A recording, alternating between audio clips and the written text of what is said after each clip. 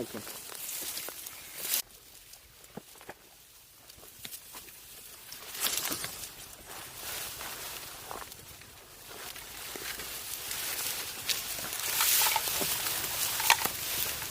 আমাদের কিন্তু এখানে থাকলেই চলবে না, একটা নিরাপদ স্থানে আমাদেরকে চলে যেতে হবে। এই জায়গাটা অতি ঝুঁকিপূর্ণ, আর এখানে অবস্থান করাটা আমাদের ঠিক হবে না, কারণ শত্রু যে কোনোভাবে আমাদের অবস্থান জেনে যেতে পারে।